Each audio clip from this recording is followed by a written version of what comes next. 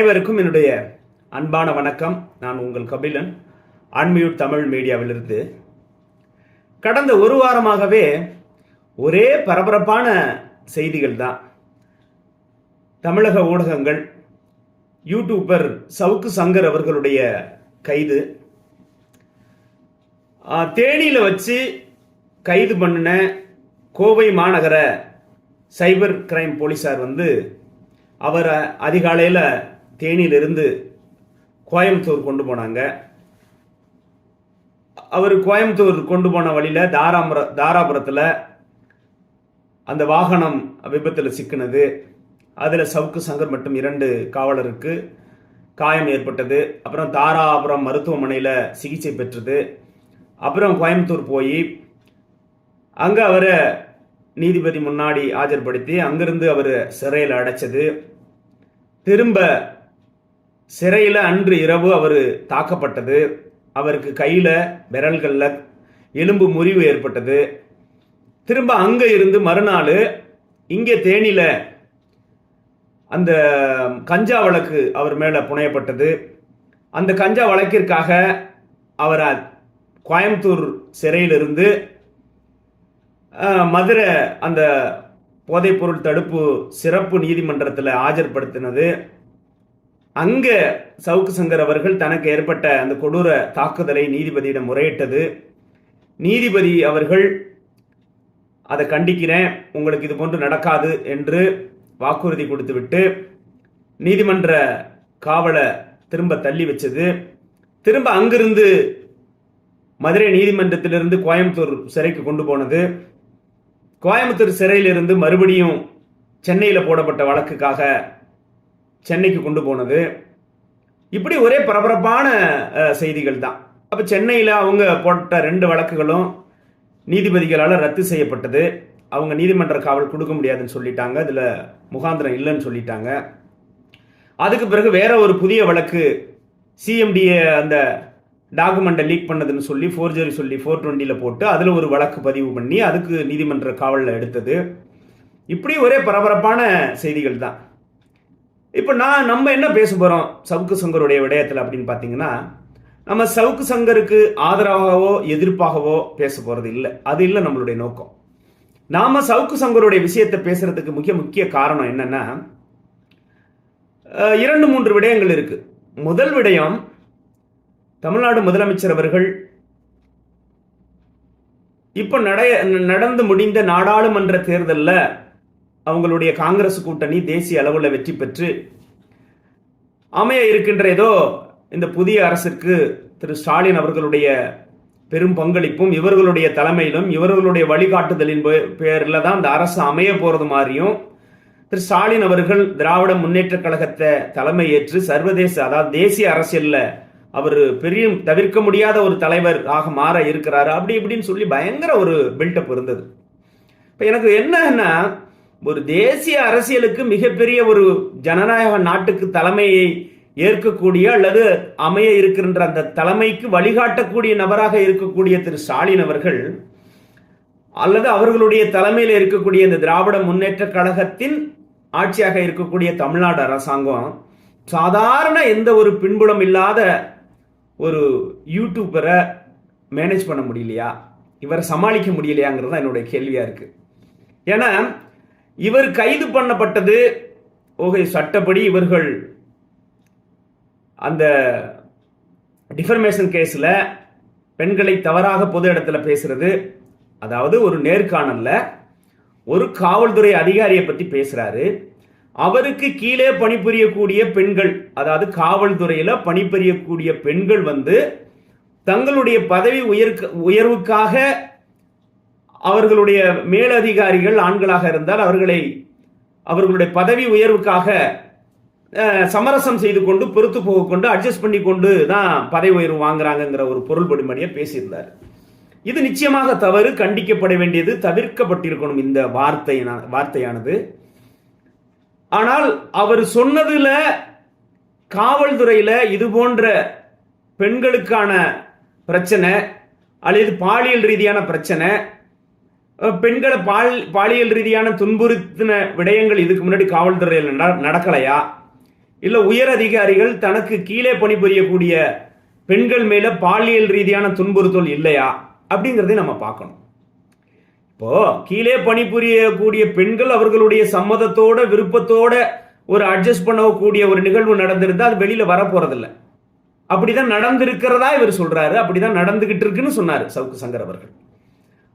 ஆனால் நம்முடைய சகோதரிகள், நம்ம கூட இருக்கிற நம்மளுடைய அக்கா, தங்கச்சி, அம்மா, சித்தி, சித்தப்பா, யாரு நம்மளுடைய பெண்கள் காவல்துறையில பணிபுரியக்கூடியவர்கள் அந்த மாதிரி இருக்க போறதில்லை. நிச்சயமா இருக்க மாட்டாங்க. எதிர்ப்பு தெரிவிப்பாங்க, எதிர்வினை ஆற்றுவார்கள்.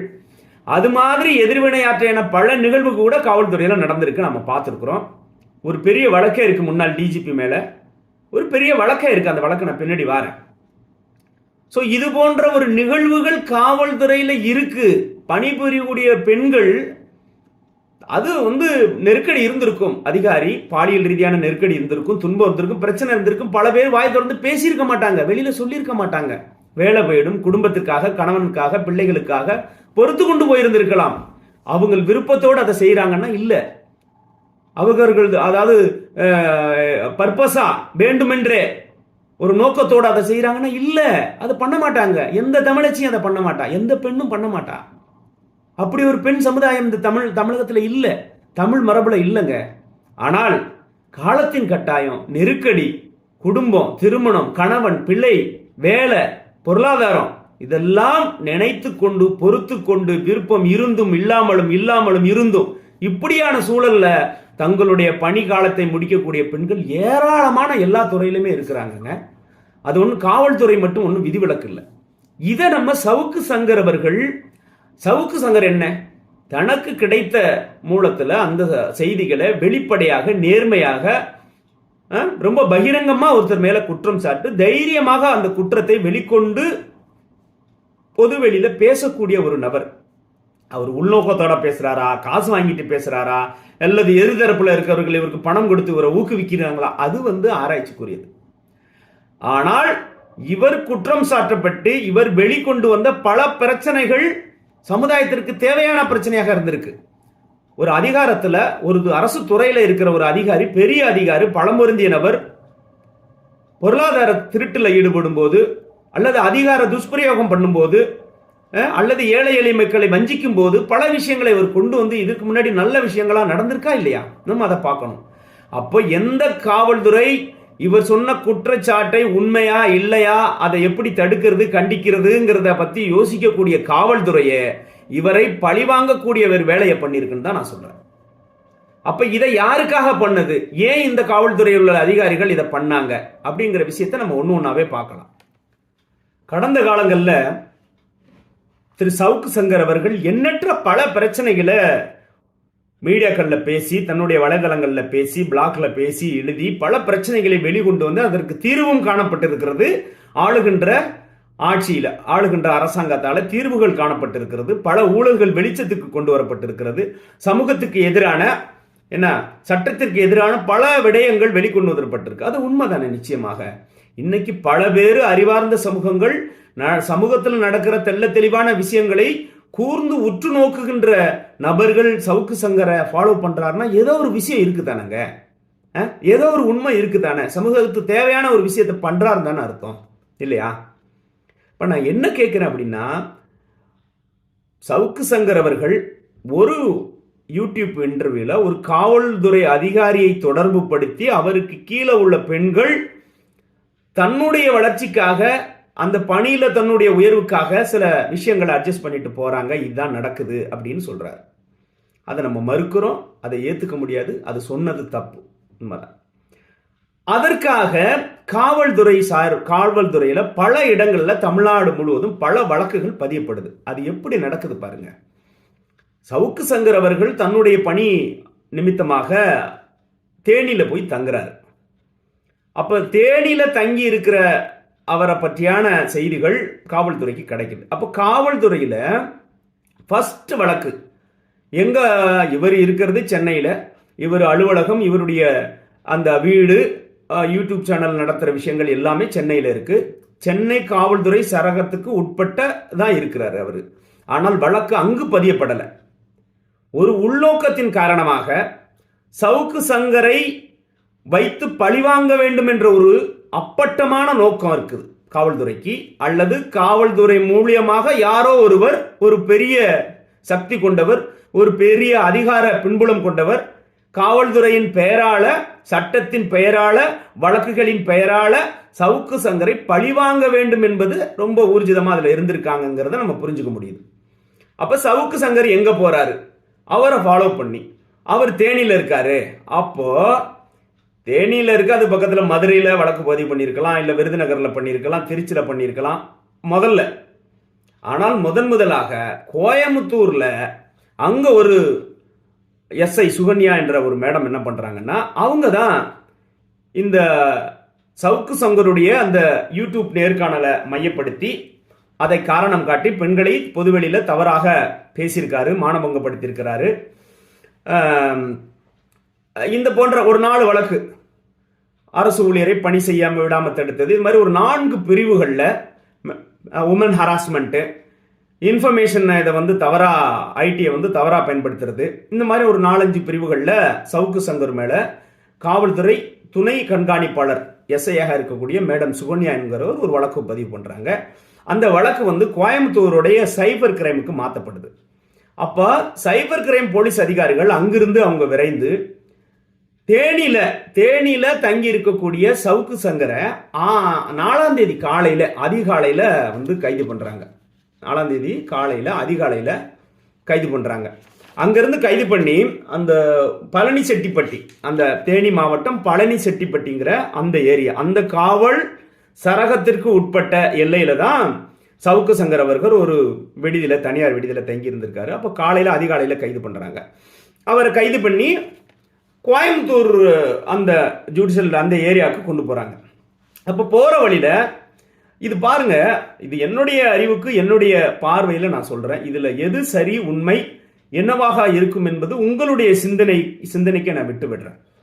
ஒரு முக்கியமான ஒரு கைதி, அப்போ இவரை கைது பண்ணி கொண்டு போறாங்க, விசாரணை கைது கொண்டு போறாங்க. தாராபுரத்துக்கிட்ட போகும்போது இந்த வேன், சவுக்கு சங்கர் போகக்கூடிய இந்த வேன் மிகப்பெரிய ஒரு விபத்துல சிக்குது. அந்த வீடியோ பாருங்க, நீங்க அந்த வீடியோ பாருங்க. அந்த விபத்து எதுவும் தற்செயலாக நடந்த மாதிரி நான் நினைக்கல, என்னுடைய பார்வைக்கு. அது ஒரு திட்டமிட்ட ஏற்படுத்தப்பட்ட ஒரு விபத்தாக தான் தெரியுது. ஆனால் அதுல ஒரு 10க்கு மேற்பட்ட காவல்துறை ஊழியர்கள், போலீசார் இருந்ததாக சொல்றாங்க. சவுக்கு சங்கரம் இருந்திருக்கிறாங்க. ஆமா, இவர் இத்தனை பேரையும் பழி கொடுத்தா சவுக்கு சங்கரை பழி வாங்கணும்னு ஒரு எண்ணம் காவல்துறைக்கு இருக்குமான்னா நிச்சயமா இருக்க வாய்ப்பு இல்லை. ஆனாலும் அந்த விபத்தின் மூலியமாக, அதன் மூலமாக சவுக்கு சங்கருக்கு ஏதோ ஒரு விஷயத்தை சொல்ல வராங்க, பயமுறுத்துறாங்க, அல்லது அவரை எச்சரிக்கிறாங்களா, அல்லது அவருக்கு மட்டும் விபத்து சரியாக ஏற்படணுங்கிறதுனாலயா, அல்லது இங்கே விபத்து ஏற்படுத்தி அதன் மூலம் காயத்தை, சிறு காயங்களை ஏற்படுத்தி அதன் பிறகு சிறையில் அவர்கள் தாக்க இருந்த அந்த திட்டத்தை வெளிக்கொடாம இருக்கிறதுக்கு இந்த காயத்தை பயன்படுத்தி தப்பித்துக் கொள்ளலாம் என்பதற்காகவா அப்படிங்கிறது தெரியல, கடவுளுக்கு தான் வெளிச்சம். ஆனால் அங்க ஒரு திட்டமிட்டே ஒரு விபத்து ஏற்படுத்தப்பட்டிருக்கிறது தான் என்னுடைய அனுமானமாக நான் நினைக்கிறேன். இது அங்கிருந்து அவர் அதிர்ஷ்டவசமாக உயிர் தப்பிட்டாரு. ஆனா அந்த வண்டிக்கு பெரிய சேதம் ஏற்பட்டிருக்கு. 2 காவல்துறை பணியில் இருக்கக்கூடிய போலீசாருக்கு காயம் ஏற்பட்டதாக செய்திகள் வருகின்றன. அதுக்கு பிறகு தாராபுரம் மருத்துவமனையில் முதலுதவி எடுத்துக்கிட்டு, சிகிச்சை எடுத்துக்கிட்டு அவர்கள் கோயம்புத்தூருக்கு போறாங்க. அங்க போய் அங்க நீதிபதி முன்பு ஆஜர்படுத்தி விசாரணை கைதியாக கோயம்புத்தூர் சிறையில் அடைக்கிறாங்க. அப்போ அதுக்கு முன்னாடி அவருடைய மருத்துவ பரிசோதனை எல்லாம் செய்துட்டு அவர் அந்த சிறு சிறு காயங்களை எல்லாம் நோட் பண்ணிட்டு அவங்க சிறையில் அடைக்கிறாங்க. இப்போ இந்த சூழல்ல அன்னைக்கு இரவு, அது 4ஆம் தேதி இரவு, அன்னைக்கு இரவுல சவுக்கு சங்கர் அவருடைய செய்திகள் தான் வருது, இதை நான் பார்க்கல, செய்திகள் அவருடைய வழக்கறிஞர்கிட்ட சவுக்கு சங்கர் சொன்னதாக யூடியூப்ல அந்த செய்தி இருக்கு. அன்றைக்கு இரவே 10க்கும் மேற்பட்டோர் முகமுடி அணிஞ்சுக்கிட்டு இவரை முகத்தை மறைச்சி கண்ணை கட்டிக்கிட்டு தாக்குனதாகவும், கம்பாலையோ இதாலேயோ பைப்பாலேயோ துணியை சுற்றி இவரை கொடூரமாக தாக்குனதாகவும், அதன் மூலமாக கையில் ஃப்ராக்சர் ஏற்பட்டது, ஃபிங்கர்ஸில் ஃப்ராக்சர் ஏற்பட்டுங்கிற செய்திகள்லாம் வந்தது. இந்த செய்தியா எப்படி வருதுன்னா, சவுக்கு சங்கருக்கு உயிருக்கு ஆபத்து ஏற்படும் என்று தெரிந்து சவுக்கு சங்கர் அவர்களுடைய தாயார் நீதிமன்றத்தில் ஒரு ஆட்கொணர்வு மனு போடுறாங்க. அதன் மூலமாக நீதிபதியின் உத்தரவின் பேர்ல கோயம்புத்தூர் அந்த சட்ட பணிகள் ஆணைக்குழு அவர்கள் போயிட்டு ஒரு டாக்டரை, எலும்பு முறிவு மருத்துவரை வச்சுக்கிட்டு அங்க சவுக்கு சங்கர சிறையில போய் பார்த்து அவரை வெளியில கொண்டு வந்து அதற்கான அந்த என்ன சொல்றது மருத்துவ செக்கப், மெடிக்கல் செக்கப் அதெல்லாம் ஆய்வெல்லாம் பண்ணியிருக்கிறாங்க. அப்போ இவர்களுடைய வழக்கறிஞர்கள்லாம் பேசியிருக்கிறாங்க. மருத்துவ சட்டப்பணிகள் ஆணைக்குழுவில் அந்த உறுப்பினர்கள்லாம் பேசின வந்த பிறகுதான் இந்த செய்தியே வெளியில வருது. சவுக்கு சங்கர் அவர்கள் கொடுமையாக கோயம்புத்தூர் சிறையில தாக்கப்பட்டிருக்கிறார் என்பது. இப்ப நம்ம ஏற்கனவே முதல்ல நான் ஒன்று சொன்னேன் தெரியுங்களா, கோயம்புத்தூர்ல குறிப்பிட்டா ரொம்ப குறிப்பிட்டு கோயம்புத்தூர் சரகத்துல காவல்துறையில அந்த ஜுடிஷியேஷன்ல வர்ற மாதிரி ஏன் சவுக்கு சங்கரை கைது பண்ணி அங்க கொண்டு போய் வைக்கணும் அப்படிங்கிறதுக்கான காரணம் உங்களுக்கு புரிந்திருக்கும். அப்ப விபத்துக்கான காரணமும் உங்களுக்கு புரிந்திருக்கும். அப்ப மறுநாள் 6ஆம் தேதி என்ன பண்றாங்க அப்படின்னு பாத்தீங்கன்னா, தேனியில வந்து அந்த பழனி செட்டிப்பட்டி காவல்துறை சரகம் அங்க வந்து ஒருத்தரை கைது பண்றாங்க. அவர் ராமநாதபுரம் மாவட்டம், அவர் பேர் மகேந்திரன் என்ற ஒரு நபரை காவல்துறை கைது செய்கிறது. என்ன கைது பண்றாங்க? போதைப் பொருள் தடுப்பு வழக்கு, கஞ்சா வச்சிருந்ததா, கஞ்சா சப்ளையரா அவரை கைது பண்றாங்க, மகேந்திரன் என்ற ஒரு நபரை. அந்த மகேந்திரன் என்ன சொல்றாரு? ஒரு வாக்குமூலம் கொடுக்கிறாரு. யாரை கை கட்டுறாரு? சவுக்கு சங்கரை கை கட்டுறாரு. மகேந்திரன் வந்து நான் 2 கிலோ 600 கிராம் கஞ்சாவை வந்து சவுக்கு சங்கருக்கு கொடுத்தேன், அவருடைய கூட்டாளி சவுக்கு சங்கர் மற்றும் அவர் கூட இருந்தவர்கள்ட்ட கொடுத்தேன்னு ஒரு வாக்குமூலம் சொன்னதாக காவல்துறை சொல்லுது. அப்ப அதன் அடிப்படையில சவுக்கு சங்கருடைய வாகனம் சோதனை செய்யப்படுகிறது. அப்ப சவுக்கு சங்கருடைய ஓட்டுநர் ராஜபிரபு, அப்புறம் கூட இருந்தவர் ராஜரத்தினம், இவர்கள் 2 பேரும் கஞ்சா வழக்கிலே கைதாகிறாங்க. சவுக்கு சங்கர் அவருடைய கார்ல இருந்து 500 கிராம் கஞ்சா கைப்பற்றப்பட்டதாக போலீசார் சொல்லி இவரை கஞ்சா வழக்கில் கைது பண்ணிடுறாங்க. கஞ்சா வழக்கு போட்டாங்க.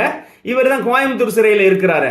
அப்போ இங்கே கஞ்சா வழக்கு தடுப்பு அந்த சிறப்பு நீதிமன்றத்தில் அவரை ஆஜர்படுத்தணும். அதுக்காக அங்கிருந்து கைதிகளை அந்த பரிமாற்றம் பண்ணக்கூடிய அந்த டிரான்சிட் ஆர்டர் அங்கே கோயம்புத்தூர்லேருந்து வாங்கிக்கிட்டு அங்கிருந்து இவரை வண்டியில் வச்சு மதுரை அந்த போதைப்பொருள் தடுப்பு சிறப்பு நீதிமன்றத்தில் ஆஜர்படுத்துகிறாங்க காலையில். அங்கே நீதியரசர் திரு செங்கமல செல்வர் என்ப அந்த நீதி அரசர் முன்னாடி ஆஜர்படுத்தும் போது அப்பதான் சவுக்கு சங்கருக்கு அந்த கட்டு கையில் அடிபட்டது, அந்த அவருடைய இதெல்லாம் தெரிய வருது.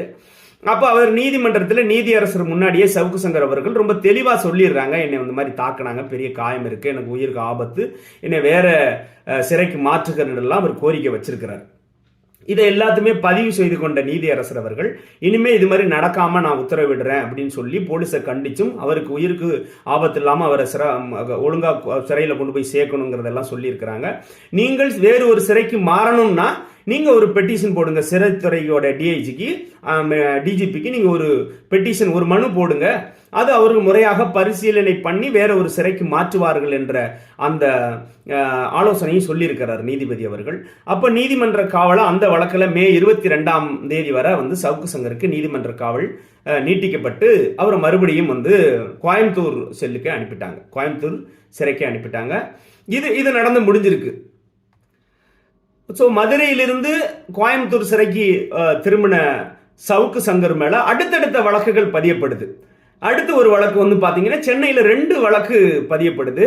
அது ஒன்று வந்து சந்தியா ரவிசங்கர் என்ற ஒரு ஜேர்னலிஸ்ட், ஒரு ஆங்கில பத்திரிகையில் பணிபுரிந்த ஒரு மூத்த பத்திரிகையாளர், பெண் பத்திரிகையாளர், அவர்களுடைய கேஸ், அவர்களுடைய வழக்கு, அவர்களுடைய அந்த கம்ப்ளைண்ட், மன்னிக்கவும் வழக்கு இல்லை, அவருடைய கம்ப்ளைண்ட், அந்த கம்ப்ளைண்ட் வந்து எப்போ கொடுத்தது பார்த்தீங்கன்னா 6 வருஷத்துக்கு முன்னாடிங்க, 2018 கொடுத்த கம்ப்ளைண்ட்டை நீங்க இதுல இருந்தே நீங்க தெரிந்து கொள்ளலாம். எனக்கு என்ன பெரிய ஒரு வருத்தம்னா, காவல்துறையில நல்ல நேர்மையான நாம சொல்லி அவருடைய பெயர்களை சொல்லி பெருமைப்பட்டு கொள்ளக்கூடிய காவல்துறை அதிகாரிகள் பணிபுரிந்த இந்த காவல்துறை உலக அளவுல ஸ்காட்லாந்து யார்டு காவல்துறைக்கு இணையாக மதிக்கப்படும் இந்த காவல்துறையிலையும் மிருகங்களை போல நாம வளர்க்கக்கூடிய, நம்ம வீட்டில் வளர்க்கக்கூடிய மிருகங்களை போல அதிக நன்றி உள்ளவர்களாக இருக்கிறார்கள் தங்களுடைய எஜமானி அவர்களுக்கு. அது கூட ஓரளவுல கொஞ்சம் அவர்களை மிஞ்சி விட்டார்கள். உண்மையதான் சொல்ல, அவங்க போடக்கூடிய அந்த எலும்பு துண்டுகளுக்கு, உத்தரவுகளுக்கு, அவங்க கொடுக்கக்கூடிய வெகுமதிகளுக்கு காவல்துறையில பணிபுரியக்கூடியவர்கள் மனசாட்சியை வித்துட்டு சட்ட விரோதமாக ஒரு நபர் அவர் செய்தார்னா சட்டத்தின் படியில், சட்டத்தின் வழியில் அதற்கு என்ன தண்டனையோ என்ன வழக்கு பதிவு பண்ணணுமோ அதை பதிவு பண்ணி நீதிமன்றத்தில் நிறுத்தி நீதிமன்றம் சட்டத்தின்படி என்ன தண்டனை கொடுக்குதோ அதை நிறைவேற்றி கொடுக்கணும். குற்றவாளிகளை தண்டித்து அவரை கொல்றதுக்கு இல்ல நீதிமன்றமும் சிறையும் காவல்துறையும். குற்றவாளிகளை சட்டத்தின் பிடியில அவருக்கு தண்டனை கொடுத்து அவரை திருந்தி வாழ்வதற்கு, நீ செஞ்சதுனால இந்த மாதிரி தப்புப்பா, அதுக்கு இந்த தண்டனை இருக்கு, நீ மறுபடியும் திரும்பி வாழு, சமூகத்துல நல்லவனாக இரு, சமுதாயத்துல நல்ல மனிதனாக வாழு என்று மீண்டும் ஒரு வாய்ப்பை கொடுப்பதற்கு தாங்க நீதிமன்றமும் சிறைத்துறையும் காவல்துறையும். ஒருத்தனை அடிச்சு அடியோட கொல்றது கிடையாது, ஒருத்தனை அடிச்சு அடியோட கையை முறிக்கிறது கிடையாது. அது தேவையில்லைங்க இதெல்லாம். அப்ப நான் என்ன சொல்றேன் அப்படின்னா, எவ்வளவு விரைவாக அந்த இதெல்லாம் ஜோடிக்கப்படுதுன்னு பாருங்களேன். அது பெரிய ஆச்சரியம். அப்ப 2018 கொடுக்கப்பட்ட ஒரு வழக்கு 2024 இப்ப சவுக்கு சங்கர் மேல உடனே எஃப்ஐஆர் போடப்படுது. இதுவரையும் எஃப்ஐஆர் போடல. அந்த அம்மாவே ஒரு நேர்காணல்ல சொல்லி இருக்கிறாங்க. சந்தியா ரவிசங்கர் என்ற அந்த ஜேர்னலிஸ்ட், அந்த பத்திரிகையாளர், அந்த அம்மா என்ன சொல்றாங்கன்னா, 2018 நான் கொடுத்தேன், அவங்க எங்கெங்கெல்லாம் போயிருக்காங்க தெரியுங்களா, அந்த செய்தியெல்லாம் நீங்க கேட்டீங்கன்னா இந்த காவல்துறை யாருக்காக வேலை பார்க்குது, எதன் அடிப்படையில் வேலை பார்க்குது, அவர்களுடைய நோக்கம் என்ன, குற்றவாளிகளை சட்டத்தின் பிடியில தண்டிச்சு அவரை மறுபடி திருத்தி சிறையில வச்சு திருத்தி வெளியில அனுப்பணுமா, இல்ல யார் ஆளும் வர்க்கம், அதிகார வர்க்கம், அரசியல்வாதிகள் கை நீட்டக்கூடிய அந்த நபரை பொய் வழக்குல குற்றவாளியாக்கி என்ன சட்ட விரோதமாக பல பேர் சேர்ந்து அடிச்சு ஒடிச்சு நுறுக்கி பல துன்பத்தை கொடுத்து அகர சாகடிக்கிறதா, என்ன நோக்கம், இவர்களுடைய நோக்கம் என்ன, யாருக்காக வேலை பார்க்கறாங்க, யார் இவர்களுக்கு சம்பளம் கொடுக்கறா, எங்கிருந்து போகுது, இவங்களுடைய நோக்கம், இந்த சமுதாயம் எப்படி மாறிக்கிட்டு இருக்கு பாருங்க. இப்ப நாளைக்கு ஆளுகின்ற வர்க்கமும் அதிகாரத்தில் இருக்கிறவர்களும் காவல்துறையும் நினைச்சா என்ன வேணாலும் பண்ணலாமா? எல்லாம் யோசிச்சு பாருங்க. இவர்கள் நினைத்தால் என்ன வேணாலும் பண்ணுவாங்க. எத்தனை ராஜ்குமார் வேணாலும் கொல்லப்படலாங்க. ராம்குமார், எத்தனை ராம்குமார் வேணாலும் கொல்லப்படலாம் சிறையில, உயர கடிக்கலாம் இல்லையா? என்னங்க அது? அதுதான் நான் சொல்றேன். நாம் வளர்க்கின்ற அந்த வளர்ப்பு பிராணிகளை விட மிக நன்றி உள்ள ஒரு மிருகமாக இருக்கிறார்கள் இந்த காவல்துறை. இருக்கிற சில அதிகாரிகள், குறிப்பாக சவுக்கு சங்கர் போன்ற பல நபர்களுடைய வழக்குகளை நம்ம பார்த்துட்டோம். நான் சவுக்கு சங்கர் உத்தமரு, அவரை விட்டுருங்க, அவர் கண்டிச்சது அல்லது அவர் கைது பண்ணது தப்புன்னு நான் சொல்ல வரலங்க. புரியுதா? அவர் என்ன செஞ்சாரு, அது அவருக்கு தண்டனை, அவர் தவறு என்று உணர்த்தி அதன் பேர்ல அவருக்கு தண்டனை வாங்கி கொடுத்து அவரை திருந்துவதற்கு, மாறி வாழ்வதற்கு, அந்த தவறை மீண்டும் செய்யாத அளவுக்கு அவரை திருத்தி அனுப்புங்க வெளியில. ஏன் நீங்க கொலை முயற்சி எதுக்கு பண்றீங்க? அப்ப சவுக்கு சங்கர் மேல 2018 ஒரு பத்திரிகையாளர், பெண் பத்திரிகையாளர்கள் கொடுத்த புகார், அந்த புகாருக்கும் சவுக்கு சங்கருக்கும் என்ன தொடர்பு அப்படின்னு கேட்டீங்கன்னா அது ஒரு பெரிய வேடிக்கை. இந்த சந்தியா ரவிசங்கர் அவர்கள் ஒரு ஜேர்னலிஸ்ட், நான் சொன்னேன் இல்லையா, அவங்க பெங்களூர்ல, டெல்லியில, மும்பைல அப்படி பல ஆங்கில பத்திரிகையில எல்லாம் பணிபுரிந்த ஒரு நபர். இவருக்கும் இவங்க இந்த அம்மாவே சொல்றாங்க, நான் சவுக்கு சங்கரை நேரா கூட பார்த்தது இல்லைங்க, ஒரு தடவை கூட பார்த்தது இல்லைங்க, நான் பேசுனது இல்லைங்கன்னு சொல்றாங்க. அப்புறம் என்னதான் என் பிரச்சனை உங்க ரெண்டு பேருக்கும் அப்படின்னு கேட்டா, இவங்க வந்து இந்த தாது மணல் கொள்ளை தமிழ்நாட்டில் பெரிய அளவில் நடந்துச்சு தெரியுங்களா?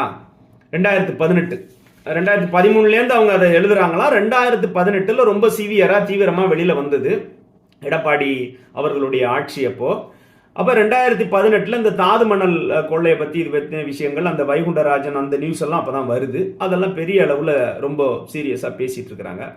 அப்ப ஒரு முன்னாள் டிஜிபி ஒருத்தரை ஒரு காஃபி ஷாப்ல இந்த சந்தியா ரவிசங்கர் இந்த ஜேர்னலிஸ்ட் ஒரு சந்திச்சாங்களாம். சந்திச்சு எதன் அடிப்படையில என்ன பேசுறதுக்கு ஏன் சந்திச்சாங்க, அது அவங்களுடைய தனிப்பட்ட விவரம், தனிப்பட்ட உரிமை. அவர்களுடைய தொழில் நிமித்தமாகவும் அல்லது வேற பர்சனல் விஷயமாகவும் சந்திச்சிருக்கலாம். இவர்களுக்குள்ளே அந்த முன்னாள் டிஜிபிக்கும் இந்த சந்தியா ரவிசங்கர் என்ற இந்த ஜேர்னலிஸ்டுக்கும் நடந்த இந்த சந்திப்புடைய செய்திகள், இவர்கள் சந்திச்சு பேசின அந்த வீடியோ ஃபுட்டேஜ் சவுக்கு சங்கர் அவர்கள் அவருடைய இதுல யூடியூப்ல அவருடைய பிளாக்ல இதை எழுதுறாராம். என்ன எழுதுறாருன்னா, கோலமாவு சந்தியா, கோலமாவு சந்தியா என்ற ஒரு பெயர்ல அவருடைய பிளாக்ல வந்து இவர் அசிங்கமாக இவர் தவறாக பொருள் கொள்ளும் வகையில இவர் வேறு ஒரு ஆளும் அல்லது எதிர்வர்க்கத்திற்கு இப்ப ஆளுங்கட்சியா இருக்கிறாங்க, அப்போ எதிர்கட்சியாக இருந்து அவர்களுக்கு ஒரு ஆதரவாக செயல்படுகிறதாகவும் ஒரு மாதிரி இவர் எழுதியிருக்கிறாரு. யாரு? நம்ம அண்ணன் சவுக்கு சங்கர் அவர்கள் இவருடைய பிளாக்ல எழுதி. இது எப்போ நடந்தது? 2020 2018 இந்த டிஜிபி சந்திச்சு இதெல்லாம் நடந்து 2018 எழுதுறாரு, கடைசியில் எழுதுறாரு. இப்போ அந்த காலகட்டத்தில் இந்த அம்மா என்ன பண்ணியிருக்காங்க, இது வெளியில வந்த பிறகு சில மாதங்களுக்கு இவங்களுடைய கவனத்துக்கு வந்த பிறகு இவங்களும் எவ்வளவோ முயற்சி பண்ணியிருக்கிறாங்க. நான் என்ன சொல்ல வர்றது நல்லா நீங்க கவனிக்கணும். இந்த கோலமாவு சந்தியா என்ற பெயர்ல சவுக்கு சங்கர் அவர்கள் திரு சந்தியா ரவிசங்கர் அவர்களுடைய கண்ணியம் கெடுவதற்கு கெட்டதாக சொல்லக்கூடிய அந்த எழுதப்பட்ட அந்த விஷயத்தை எதிர்த்து இவங்க சென்னை மாநகர காவல் ஆணையராக இருந்த அப்ப ஏகே விஸ்வநாத் அதிகாரி அவர்கிட்ட அந்த போலீஸ் ஆபீசர்கிட்ட டிஜிபிட்ட கொண்டு போய் கொடுக்குறாங்க. மெட்ராஸ் சிட்டி கமிஷனர்கிட்ட கொண்டு போய் கொடுக்குறாங்க. ஏகே விஸ்வநாத் என்ற அவரும் ஆக்ஷன் எடுக்கிறேன்னு சொல்லி அனுப்பியிருக்கிறாரு. எந்த விதமான ஆக்ஷன் எடுத்த மாதிரி தெரியல. இவங்களும் இங்கே ரொம்ப அலைஞ்சிருக்கிறாங்க. அதுக்கு பிறகு இவங்க நிறைய முயற்சி பண்ணியிருக்கிறாங்க. மறுபடியும் பிஎம் ஆஃபீஸ் வெப்சைட்ல கம்ப்ளைண்ட் பண்ணியிருக்கிறாங்க. பிஎம் ஆஃபீஸ்ல இருந்து அசோக் நகருக்கு ஒரு மெயில் வந்து அவங்க விசாரிக்க சொல்லியிருக்கிறாங்க. மறுபடியும் அங்கிருந்து கால் வந்திருக்கு. அவங்க எல்லாத்தையும் கேட்டுட்டு அவங்க அசோக் நகர்ல இருந்து குமர நகருக்கு மாற்றி விட்டதாகவும், குமர நகரில் போய் கேட்டு இது நீங்கள் இங்கே இல்லை, எங்கள் ஜுடிஷியேஷன் இல்லை, இது வந்து நீங்கள் அசோக் நகருக்கு மீண்டும் போங்கன்னு சொன்னதாகவும் இப்படியெல்லாம் நிறைய முயற்சி பண்ணியிருக்கிறாங்க. இவங்க மேலே சவுக்கு சங்கர் மேலே இவங்க கொடுத்த புகாரை வந்து வழக்காக எடுத்துக்கொள்ளப்படலை. அப்போ மறுபடியும் பிஎம் ஆஃபீஸ்க்கு இவங்க ரிப்போர்ட் பண்ணுறாங்க. மறுபடியும் பிஎம் ஆஃபீஸ்லேருந்து சென்னை கமிஷன் ஆஃபீஸ்க்கு மறுபடியும் ஒரு இமெயில் வந்து இதில் எஃப்ஐஆர் போடும்படி ஏதோ சொல்லியிருந்திருக்கிறாங்க. மறுபடியும் எஃப்ஐஆர் எதுவும் போடப்படலை, வழக்கு பதியப்படலை என்பது தான் உண்மையாக இருக்குது. இது சந்தியா ரவிசங்கர் அவர்களே அவர்களுடைய வாயாலேயே அந்த நேர்காணல்ல சொல்றாங்க. இப்ப நான் இது என்ன சொல்ல வரேன்னா, இதை ரெண்டு மாதிரி எடுத்துக்கலாம். ஒன்னு, ஆளுகின்ற அதிகார வர்க்கத்தில் இருந்தவர்கள் சவுக்கு சங்கர் மேல இந்த வழக்கு பதியப்படுறதை விரும்பல, அல்லது அவர் சவுக்கு சங்கர் அவருக்கு ஆதரவா செயல்பட்டு இருக்கலாம், அதனால பதியப்படலாம், அப்படி எடுத்துக்கிறதா, அல்லது சந்தியா ரவிசங்கர் சுமத்தின இந்த குற்றச்சாட்டு வழக்கு பதியப்படக்கூடிய அளவுக்கு இல்ல, அவ்வளவு வந்து அதுல முகாந்திரம் இல்லை, இது திட்டமிட்ட ஒரு பொய் இது அப்படிங்கிற மாதிரி எடுத்துக்கிறதா அப்படிங்கிறது எனக்கு தெரியல. ஆனால் வழக்கு பதியப்படலை என்பதுதான் உண்மை. அப்போ 2018 கொடுத்த புகார், இந்த பெண் கொடுத்த புகார் சவுக்கு சங்கர் மேல உமன் ஹராஸ்மெண்ட்ங்கிற அந்த இதுல அவங்க அப்ப வழக்கு பதிவு பண்ணாம இருந்துட்டு இப்ப வழக்கு பதிவு பண்ணியிருக்கிறாங்க. ஏன் காரணம் இப்ப புரியுதா உங்களுக்கு? அப்போ சென்னையில 2 வழக்கு, இந்த சந்தியா ரவிசங்கர் என்ற பத்திரிகையாளர் கொடுத்த ஒரு வழக்கு, அப்புறம் இன்னொரு புரட்சி பெண்மணி இருக்கிறாங்க. இவங்க ஏற்கனவே தெரியும், ரொம்ப ரொம்ப பிரபலமான ஒரு நபர் தான் வீரலட்சுமி. கோயில்பட்டி வீரலட்சுமி இல்ல, அவங்க ஒரு வீரலட்சுமி, வரலாற்றுல இடம் பிடிச்சவங்க. இது ஒரு வீணாமா போன வீரலட்சுமி, தமிழர் முன்னேற்றப்படை அப்படின்னு சொல்லிட்டு இந்த வீரலட்சுமி இவங்க ஒரு கேஸ். இவங்க உடனே சவுக்கு சங்கரோட வீடியோவை நான் பார்த்ததாகவும் எனக்கு பெரிய மன உளைச்சல் வந்துட்டு அப்படி இப்படின்னு சொல்லிட்டு இவங்க ஒரு வழக்கு. அப்ப இவங்க கொடுத்த வழக்கையும் எப்படி உடனடியாக இந்த ஆளுகின்ற அரசு அல்லது காவல்துறை வந்து இந்த வீரலட்சுமி அம்மா கொடுத்த அந்த வழக்கை உடனடியாக எடுத்துக்கிறாங்க. அப்ப என்ன காரணம் என்கிறத நீங்க பாருங்க. இந்த அம்மா யாருக்கு உறுதுணையாக ஆதரவாக செயல்படுகிறார்கள்? இந்த அம்மா யாருன்னு சொல்லிடுறேன். இந்த வீரலட்சுமி அம்மா தான் இந்த நடிகை விஜயலட்சுமியை வச்சு சீமானனுக்கு எதிரான விஷயங்களை எல்லாம் மூவ் பண்ணுது.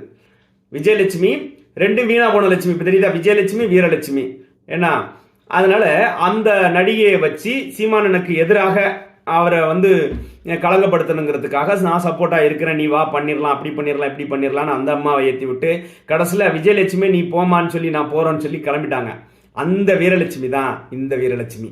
இப்ப இவங்க கொடுத்த ஒரு புகார், இப்ப 2லையுமே அங்க வந்து ஆஜர்படுத்தணும், ரிமாண்ட் பண்றதுக்கு ரெடி பண்றாங்க.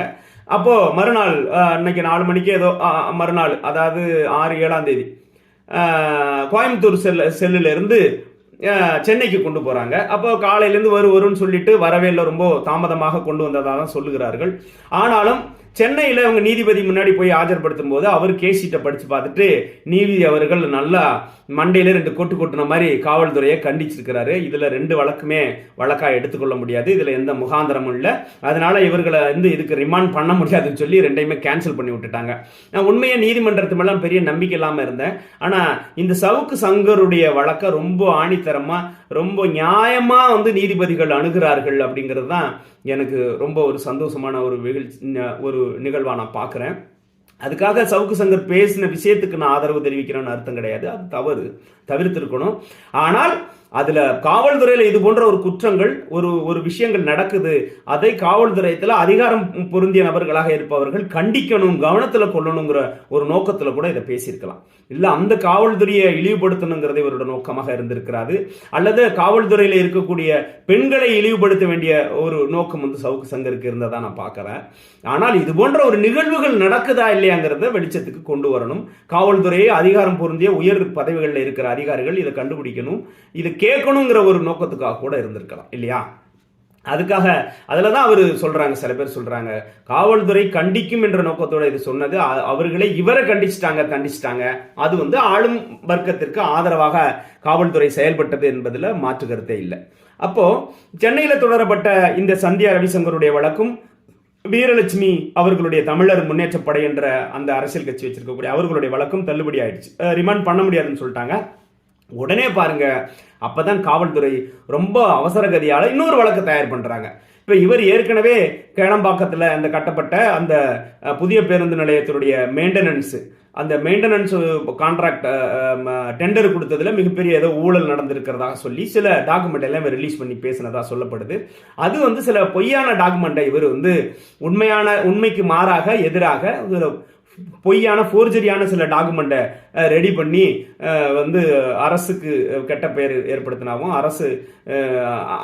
அரசுக்கு அவப்பெயர் ஏற்படுத்தினதாகவும் சொல்லிதான் அது மேல ஒரு வழக்கு பதிவுனாங்க. சிஎம்டிஏ அவங்க ஆபீசரை சிஎம்டிஏ அதிகாரிகளை கம்ப்ளைண்ட் கொடுக்க சொல்லி அங்க ஒரு வழக்கு பதிவு பண்ணிருக்கு. அது மேல அவருக்கு ஐபிசி செக்ஷன் 465, 466, 471, 474 அப்புறம் 420 ஃபோர்ஜரி ரெக்கார்ட் ஆஃப் இது கோர்ட் அதாவது அரசு ஆவணத்தை ஃபோர்ஜரியா ரெடி பண்ணதுன்னு சொல்லி சவுக்கு சங்கர் மேல இந்த ஒரு கேஸ் பண்ணி இதுல ரிமாண்ட் பண்ணிட்டாங்க. இதுல கோர்ட்டு இவருக்கு ரிமாண்ட் கொடுத்துட்டு, அப்பவும் கோர்ட்டு நீங்க சென்னையிலே வச்சுக்கலாம் அப்படின்னு சொன்ன பிறகு இருந்தாலும் நான் கோயம்புத்தூர் சிறையில தான் இவரை கொண்டு போய் அடைப்பேன்னு சொல்லிட்டு காவல்துறை ரொம்ப வலுக்கட்டாயாம மறுபடி கோயம்புத்தூர் கொண்டு போனாங்க. அப்போ ஒரு சவுக்கு சங்கரை பாருங்க, கோயம்புத்தூர்லேருந்து பயணம் பண்ணி தேனியில் கைது, தேனியிலேருந்து பயணம் பண்ணி கோயம்புத்தூருக்கு போய் மறுபடியும் கோயம்புத்தூர்லேருந்து பயணம் பண்ணி மதுரைக்கு போய் மதுரையிலேருந்து பயணம் பண்ணி மறுபடியும் கோயம்புத்தூருக்கு போய் இதெல்லாம் யாரு செலவுங்க?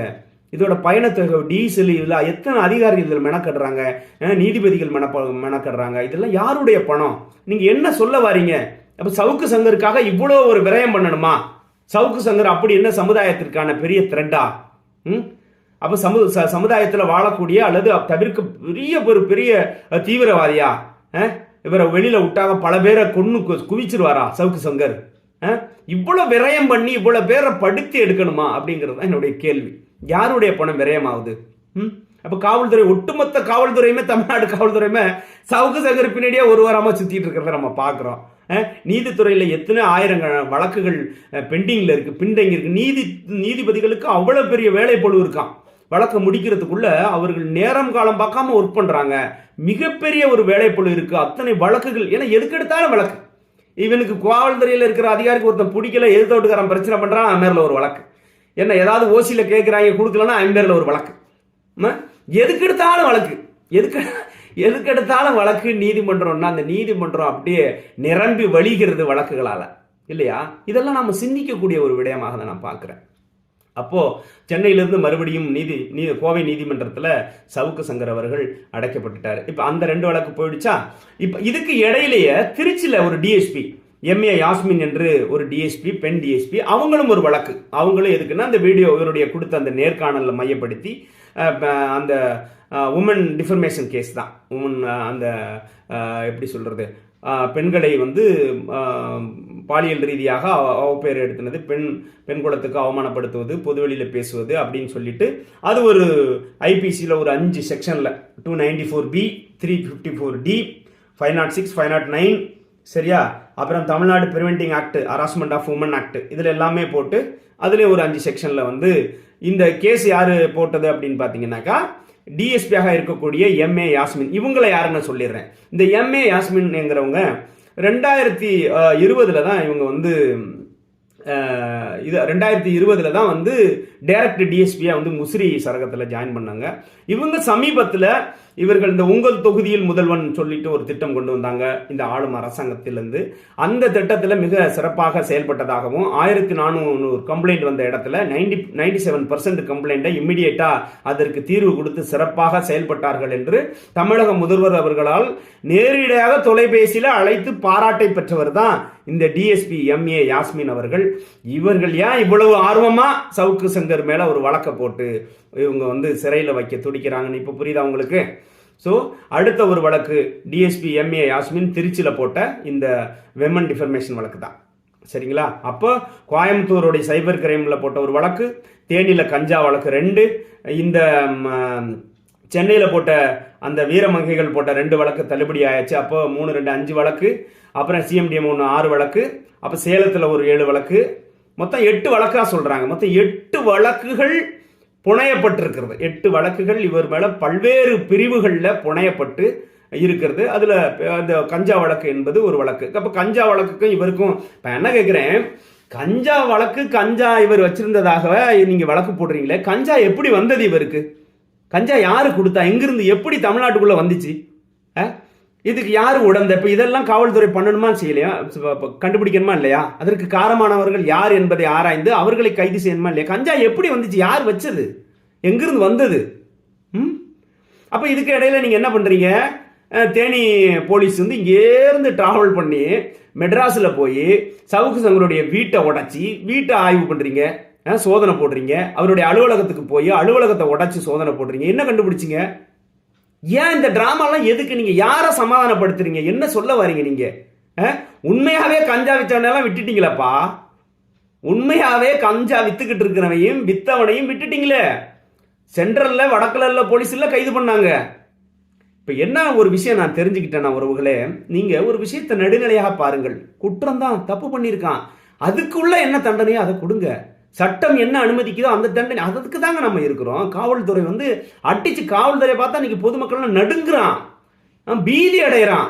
காவல்துறை நியாயமாக நடந்துக்க மாட்டார்கள் என்று சொல்றான். ஏன் ஏன் அந்த பார்வை உங்களுக்கு? நீங்க யாருக்காக உழைக்கிறீங்க? நீங்க உங்களுடைய நீங்க ரூல், நீங்க சட்டத்தை தான் நீங்க மதிக்கணும். சட்டம் என்ன சொல்லுது? சட்டத்தின் படியில தான் நீங்க சட்டத்தின் பாதுகாவலர் தானங்க நீங்க இருக்கணும், நீதித்துறையும் காவல்துறையும். அப்ப எவ்வளவு ஒரு வேதனையாக இருக்கு பாருங்க. அப்போ இந்த மொத்தம் 8 வழக்குகள். இப்ப சவுக்கு சங்கர் மறுபடி சிறைக்கு போயிட்டாங்க. 2-3 வழக்குகள்ல நீதிமன்ற காவல் இந்த மாசம் கடைசி வரையுமே நீதிமன்ற காவல் எக்ஸ்டெண்ட் பண்ணப்பட்டிருக்கு. இப்ப நான் என்ன கேட்கிறேன்னா, சவுக்கு சங்கர் கைது செய்யப்பட்ட விவகாரம், அதற்கு பிறகு நடந்த விவகாரங்கள் என இந்த மெயின் ஸ்ட்ரீம் மீடியா இருக்கு பார்த்தீங்களா, டிவி சேனல்ல, இதுல எதுலையுமே வரலங்க, பெருமளவுல காட்டப்படலை. நான் சொன்ன அந்த பரபரப்பு எல்லாமே சமூக வலைதளங்கள்ல, யூடியூப் சேனல்ல, மீடியால, ட்விட்டர்ல இப்படிதான் செய்தி வருது. மீடியாக்கள், யூடியூப்ல இருக்கிற சேனல், வெளியில பொதுமக்களுடைய நேர்காணல், அவர்களுடைய எண்ணங்கள், பிரதிபலிப்புகள், அவர்களுடைய சிந்தனைகள், அவர்கள் சவுக்கு சங்கரை எப்படி பார்க்கறாங்க, அவர்கள் அரசு எடுத்த இந்த நடவடிக்கையை எப்படி பார்க்கறாங்கிற விவரங்கள் எல்லாம் இன்டர்வியூ எடுத்து போடுறாங்க. அதுல இருந்தே தெரியுது சவுக்கு சங்கருக்கு ஒரு மிகப்பெரிய ஒரு ஆதரவு வெளியில் இருக்கிறதுங்கிறது எனக்கு தெரியுது. எனக்கு நான் என்ன கேட்கிறேன், 2 சிம்பிளான விஷயம், ரொம்ப எளிய மனிதனுக்கும் புரியக்கூடிய விஷயமாக நான் சேர்க்கிறேன். சவுக்கு சங்கர் ஒரு பெரிய அரசியல் பின்புலமோ, ஒரு பெரிய பொருளாதாரத்தின் பின்புலமோ, ஒரு பெரிய அரசியல்வாதியோட வாரிசோ இல்லை. சாதாரண மனிதர், காவல்துறையில சாதாரண ஒரு கிளர்க்கா வேலை செஞ்ச ஒரு நபர். அவர் என்ன குற்றம் பண்ணாரு, ஏன் வெளியில வந்தாரு, அதுக்கு நான் போகல. ஒரு பெரிய பின்புலம் இல்லாத ஒரு நபருக்கு இன்னைக்கு பெரிய விடயங்களை, யாரும் சொல்லாத விடயங்களை, யாரும் கொண்டு வராத விடயங்களை காவல்துறையில, அரசு துறைகள்ல, அரசியல்ல இருக்கக்கூடிய பிரச்சனைகளை வெளியில கொண்டு வந்து, அதுக்கு சோர்ஸ், அந்த சோர்ஸ் யார், எங்கிருந்து வருது? அப்போ ரமணா படத்துல ஒரு கதை சொல்லுவான். லஞ்சம் யாரெல்லாம் வாங்குறாங்கிறத ஒரு ஆள் போட்டு கொடுப்பான். அப்போ லஞ்சம் வாங்குறானுங்கெல்லாம் போட்டு கொடுக்குற அந்த லிஸ்ட் தயார் பண்றதுக்கு யாராவது ஒருத்தன் லஞ்சம் வாங்காதவன் ஹெல்ப் பண்ணுவானா இல்லையா? அப்ப சவுக்கு சங்கர் நேர்மையாக ஒரு விஷயத்தை, குற்றம் செய்பவர்களோட பட்டியலை, குற்றம் செய்பவர்களை சொல்றாருன்னா, இப்ப யாரோ ஒரு நல்ல ஒருத்தர் ஹெல்ப் பண்றாரு தானே அர்த்தம். அது அரசு துறையில இருக்கலாம், காவல்துறையில இருக்கலாம், அரசு அதிகாரத்தில் இருக்கலாம், அரசியல்வாதியாக இருக்கலாம், அரசியல் கட்சி தலைவராக இருக்கலாம்.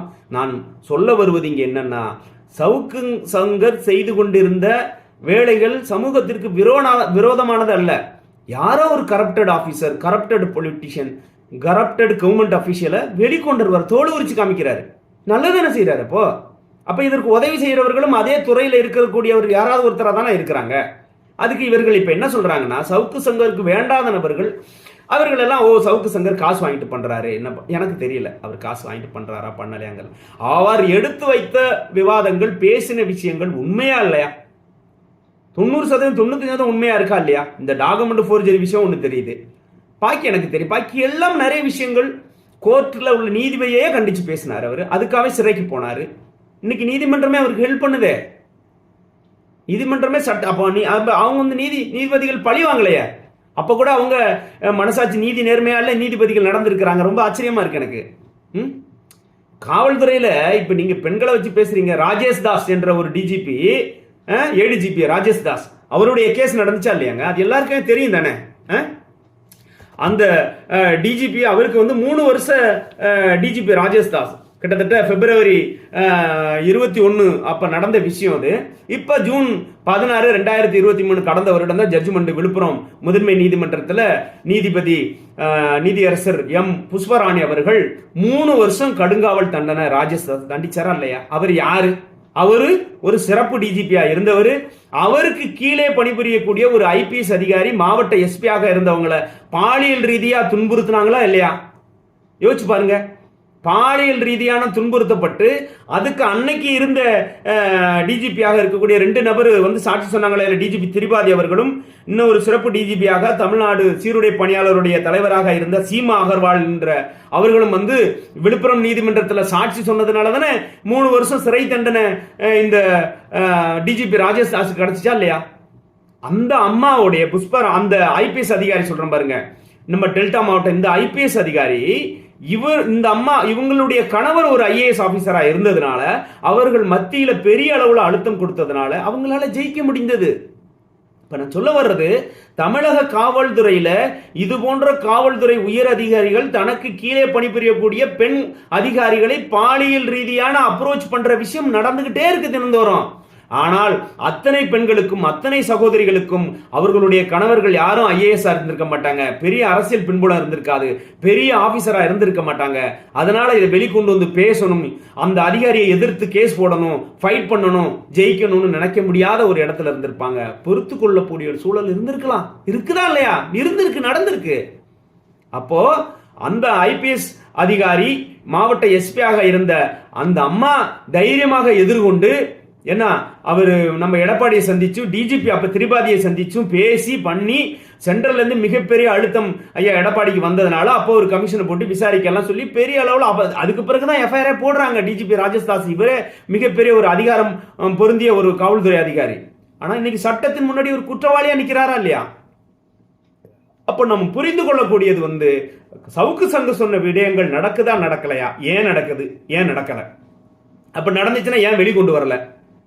இதை தாங்க நம்ம நோக்கணும், இதை தான் நம்ம பார்க்கணும். இது எல்லா துறைகளிலும் இருக்கு, காவல்துறையில மட்டும். ஏன்னா காவல்துறை வந்து என்ன அப்படின்னா, ஓய்வு இல்லாம மக்களுக்கு உழைக்கிறார்கள், ஓய்வு இல்லாம பணிபுரியுறாங்க, நல்லது கட்டத்துக்கு போறதில்ல, குடும்பத்தோடு வசிக்க முடியாது, குடும்பத்தோட நல்லது கட்டத்துக்கு போக முடியாது, கோவில் திருவிழா, உறவுகளுடைய பண்டிகைகள், விழாக்கள் எதுக்குமே போக முடியாதுங்க. நேரங்காலமே தெரியாது. திடீர்னு ஒருத்தன் ஆக்சிடென்ட், திருட்டு போயிடுச்சுமா, ஆக்சிடென்ட்டுமா, எவ்வளவு பிரச்சனைகள் இருக்கு தெரியுமா? அப்ப மென்டல் பிரஷர் வந்து ரொம்ப அதிகமான பிரஷர் உள்ள ஒரு காவல்துறை. அப்ப அரசாங்கம் நீங்க என்ன பண்ணுங்க, இன்னும் கொஞ்சம் காவல்துறை போலீஸ் அதிகாரிகளை எடுங்க, காவல்துறை அதிகாரிக்கு காவல்துறையில பணிபுரியவர்களுக்கு வாரம் 1 நாள் விடுப்பு கொடுங்க, 2 நாள் விடுப்பு கொடுங்க, அட்லீஸ்ட் அந்த லீவை கொடுத்து ரொட்டேஷன்ல கொண்டு வாங்க. நீங்க இப்போ காவல்துறைன்னா லீவே எடுக்கக்கூடாது, குடும்பத்தோட நீ வசிக்க கூடாது, நல்ல மனிதர்களோட பழகக்கூடாது, அவர்களை பல பேர் வந்து காவல்துறையில வேலை செய்யறவங்க உடல்நல குறைவால ரொம்ப சீக்கிரமா இறக்குறாங்களா? காரணம் என்ன? அவ்வளவு mental pressure, sugar, BP, heart அட்டாக்னு அவ்வளவு பிரஷர், தற்கொலை பண்ணிக்கிறாங்க. எத்தனை பேர் தற்கொலை பண்ணிக்கிறாங்க? கீழ்மட்டத்தில் பணிபுரியக்கூடிய எத்தனை காவல்துறையில் இருக்கக்கூடிய அதிகாரிகள், அலுவலர்கள் தற்கொலை பண்ணிக்கிறாங்களா இல்லையா? கடைநிலை ஊழியர்கள் காவல்துறையில அவ்வளவு பிரஷரை தாங்கிட்டு வேலை பார்க்கறாங்க. ஏன்னா அங்க உபேத ஆர்டர் தான், மேலதிகாரி சொன்னா அதை செய்யணும் இல்லையா? அப்ப அதை நீங்க அந்த இதை ஏன் அந்த கண்ணோட்டத்துல நீங்க பார்க்க மாட்டீங்க? சவுக்கு சங்கரை நீங்க அவரை கைது பண்ணி அவர் கையை ஒடிக்கணும், அவர் சவுக்கு மீடியா செயல்படக்கூடாது, அவர் இருக்கவே கூடாதுன்னு நினைக்கிறீங்களே. சவுக்கு சங்கர் என்ன சொன்னாரு, ஏன் சொன்னாரு, அவர் எதுக்காக இதை சொல்றாரு, அதை யாருமே நினைக்கலையங்க. நம்ம இப்ப இதுல என்ன பெரிய விடயம்னா எனக்கு ரொம்ப பெரிய ஆச்சரியங்க. சவுக்கு சங்கர் கைதை சக மீடியாக்கள் சவுக்கு மீடியா போல யூடியூப் சேனல் வச்சு நடத்திக்கிட்டு இருக்கக்கூடிய நபர்கள் எப்படி சவுக்கு சங்கருடைய கைதை நினைக்கிறாங்க அப்படின்ட்டு நான் பாக்குறேங்க. எனக்கு பெரிய ஆச்சரியம், நம்பவே மாட்டீங்க நீங்க. அதுல சுமன் கவின்னு சொல்லிட்டு ஒரு யூடியூப்ல ஒருத்தர் பேசியிருந்தாரு. அவர் சொல்றாரு, ஸ்ரீமதி விஷயத்துல சவுக்கு சங்கர் நேர் எதிராக பேசினாராம். அதனால அவர் யாரையும் எங்கேயோ பணம் வாங்கிட்டு வந்திருப்பாரு. ஆனால் அவருக்கு இது மாதிரி அவருக்கு இருக்கிற திமிரு தெனாவட்டு மாதிரி யாருக்குமே இல்லைங்க. அவரெல்லாம் அணிவிக்கணுங்க. அவர் எப்படி செயல்படுறாரு, அவர் சொல்றாரு, ஒரு இளையராஜா மாதிரியும், ஒரு ஜெயலலிதா மாதிரியும், ஒரு நிர்மலா சீதாராமன் மாதிரியும், ஒரு அமித்ஷா மாதிரியும் அவ்வளவு திமிரு தெனாவட்டா சவுக்கு சங்கர் அவர் இருக்காரு. அதனால அவருக்கு நிச்சயமாக இது போன்ற தண்டனை வேணும், தாங்க மாட்டட்டுங்க அப்படின்னு சந்தோஷப்படுகிறாருங்க. சவுக்கு சங்கர் அவருக்கு ஒரு பிரச்சனையா, சமூகத்தில் நடக்கிற பிரச்சனையை சொல்றாரா? அப்போ இந்த சுமன் கவி என்ற நபர் இவர் சந்தோஷப்படுகிறார், கொண்டாடுகிறார் அவருடைய கைதை, அவருடைய விரல் முறிக்கப்பட்டதும் கை நொறுக்கப்பட்டதையும் நினைச்சு கொண்டாடுறாரு. அதே மாதிரி இன்னொரு நபர் இந்த பியூஷ் மானுஸ், இவர் ரொம்ப நல்லவர் தான் நினைச்சேன். ஆனால் திராவிட அடிவரடிங்கிறது எனக்கு ரொம்ப லேட்டாக தான் புரிஞ்சுக்கிட்டேன் நான். இவர் அப்படித்தான் சொல்றான், அவன் சவுக்கு சங்கர் கஞ்சா வச்சிருப்பாங்க நிச்சயமா, அவன் கஞ்சா ஏதோ பண்றாங்க, அவன் பிடிபடட்டும், அவன் அப்படிங்க இப்படிங்க அப்படின்றான். என்னடா அது நடக்குதுங்க? சவுக்கு சங்கர் ஒரு பெரிய பின்புலம், சாதாரண மனிதருங்க. ஆனா காவல்துறையில் உள்ள பெரிய அதிகாரிகள் இவர்களுக்கு உதவுகிறார்கள் என்றால் என்ன அர்த்தம்? அப்ப எங்க தவறு நடக்கிறது அதை சுட்டி காட்டுறாங்கன்னு தானே அர்த்தம். அதையா நீங்க காசு வாங்கிட்டு பண்றான்ட்டு நீங்க பேர் வைக்கிறீங்க? அப்ப எல்லா மீடியாக்களும் இன்னைக்கு ஒரு செய்தி போடுதுன்னா பணத்தை எதிர்பார்த்து பணம் வாங்கிக்கிட்டு தான் போடுறாங்களா என்ன? அப்போ ஒரு சாதாரண நிலையில ஒரு நபர் ஒரு பெரிய நிலைக்கு ஒரு நல்ல மக்களை விரும்பக்கூடிய, நிறைய பேர் ஃபாலோ பண்ணக்கூடிய, இவர் போடுகின்ற செய்தியின் மேல ஒரு நம்பிக்கைத்தன்மை வரக்கூடிய அளவுக்கு செயல்படுறாருன்னா அந்த அளவுக்கு வளரும் போது உங்களுக்கு எல்லாம் பொறுக்கலையே. அப்ப கொண்டாடுகிறார் இந்த சுமன் கவி என்பவரும் பியூஷ் மானுஸ் என்பவரும் கொண்டாடுறாரு. அதே மாதிரி இந்த தமிழர் முன்னேற்றப்படை வீரலட்சுமிங்கிறவங்களும் சந்தியா ரவிசங்கர் அவர்களும் எல்லாம் கொண்டாடுகிறார்கள். இது கூட பரவாயில்லைங்க. நாம் ரொம்ப சில நியாயமான சமூகத்தில் நடக்கிற சில விஷயங்களை நியாயமான முறையில் தட்டி கேட்கக்கூடிய நம்முடைய சகோதரர் சாட்டை துரைமுருகன் அவர்கள் கூட கொண்டாடுகிறார். ஏன் அப்படின்னா, இவர் கைது பண்ணும்போது அவர் சிரிச்சாராம், அதை கொண்டாடினாராம், அதனால இவரும் கொண்டாடுகிறாராம். சீமான் அண்ணன் அவர்களை. ஆனால் சீமான் அண்ணன் நிச்சயமா பாராட்டணுங்கண்ணா. ஏன் அப்படின்னா, இப்ப சமீபத்தில் சீமான் அண்ணன் ஒரு கேள்வி கேட்டாங்க, சவுக்கு சங்கரை எப்படி பாக்குறீங்க அவர் பேசுனதுன்னா, தம்பி நிச்சயமா அப்படி பேசியிருக்க கூடாது, அந்த கருத்தை தவிர்த்திருக்க வேண்டும் என்று சொல்லுகிறார். எவ்வளவு ஒரு மெச்சூரிட்டி பாருங்க. அது நான் பார்த்தேன். உண்மையை சீமான் அண்ணன் தான் நான் வரவேற்கிறேன். அப்ப கூட அவருக்கு கோபம் வரல. நம்ம கட்சி சார்ந்தவரை நம்மளையே அவமானமா, ஏன்னா இவரே அவமானமா பேசினார். ஒரு சின்னத்தை கூட காப்பாற்ற முடியல, இவர் எங்க நாட்டை காப்பாற்ற பண்ண போறாருன்னு அண்ணன் சீமான் அவர்களை ஏளனமாக பேசியவர் தான் சவுக்கு சங்கர். ஆனால் அதை பொருட்படுத்தாமல் அண்ணன் சீமான் அவர்கள், தம்பி அதை தவிர்த்திருக்கணும், அதை பேசியிருக்க கூடாது, அதுக்காக இப்படி எல்லாம் அது கரெக்டா நியாயத்தோட தர்மத்தோட பேசினார். ஆனால் அவருடைய தம்பி என்று சொல்லக்கூடிய, ரொம்ப சரியாக இருப்பதாக நான் நினைத்துக் கொண்டு இருக்கக்கூடிய சாட்டை துரைமுருகன் அவர்கள் ரொம்ப ஏளனமாக வீடியோ போட்டு தான் அவருடைய சேனல்ல அந்த பழியை தீர்த்துக்கிட்டதை நான் பார்க்கிறேன். அதே மாதிரி மாரிதாஸ் அவர்கள், மாரிதாஸ் ஆன்சர் என்ற அந்த யூடியூப்ல கூட மாரிதாஸ் அவர்கள் 2-3 வீடியோ போட்டிருந்தாரு. அவரும் எள்ளி நகையாடி மகிழ்ச்சியை தெரிவிக்கிற மாதிரி தான் நான் பார்க்கிறேன். ஒரு சில பேர் இந்த தடாம் ரஹீம் போன்றவர்கள் எல்லாம் வருத்தப்பட்டார்கள். ஒரு சில மீடியாக்கள் இருக்கக்கூடியவர்கள் நிச்சயமாக சவுக்கு சங்கருக்கு ஆதரவாக சட்டப்பூர்வமான நடவடிக்கைகளை இருந்து பாதுகாப்பாக இருக்கிறத நான் பார்க்க முடியுது. ஆனால் இந்த சாட்டை திருமுருகன், மாரிதாஸ் இவர்கள், அப்புறம் நான் மேலே சொன்ன அந்த சந்தியா ரவிக்குமார் போன்ற நபர்கள் எல்லாம் பியூஷ் மானுஸ், அந்த சுமன் கவி போன்றவர்கள் எல்லாம் இவர்களுடைய அந்த கைது நடவடிக்கையை, அவருக்கு சட்ட விரோதமாக சிறையில் நடந்த கொடுமைகளை எண்ணி இவர்கள் எல்லாம் மகிழ்கிறார்கள் என்பதுதான் பெரிய வேதனைக்குரிய ஒரு விஷயமாக நான் பார்க்கிறேன். என்ன அப்படி இதுல இன்னொரு விஷயம் என்னன்னா, பெண்களுக்கு எதிரான இந்த பாலியல் குற்றங்கள் காவல்துறையில மிக பெரிய அதிகாரம் பொருந்திய நபர்கள் மத்தியிலேயே அதெல்லாம் நடந்திருக்கு. அது கோர்ட்டுக்கு வந்திருக்கு. கோர்ட்டில் நீதிமன்றத்தால் தண்டிக்கப்பட்டு தண்டனைக்கு உள்ளான நிகழ்வுகளும் காவல்துறையில நடந்திருக்கிறது என்பதை நாம் ஒத்துக்கொள்ளதான் வேணும். அதனால இல்லாத ஒண்ணே திரு சவுக்கு சங்கர் அவர்கள் சொல்லலை என்பதை நம்ம புரிஞ்சுக்கணும். அது என்னுடைய சகோதரியா இருந்தாலும் தாயா இருந்தாலும் அவர்கள் பணி புரிந்திருக்கலாம், ஆனால் அவர்கள் அது போன்று இருந்திருக்க மாட்டார்கள். ஆனால் அது போன்ற நிகழ்வுகள் உயர் அதிகாரியாக இருக்கக்கூடிய ஆண் ஆதிக்கத்தை பிறந்தவர்கள் அவர்களுக்கு கண்டிப்பாக இது போன்ற நிகழ்வுகளை செய்கிறார்கள் என்பதை தான் நாம் இதில் புரிந்து கொள்ளக்கூடிய ஒரு நிகழ்வாக நம்ம பார்க்கணும். இதில் எனவே சவுக்கு சங்கர் அவர்களுடைய அந்த கைது நான் தவறு என்று சொல்லவில்லை.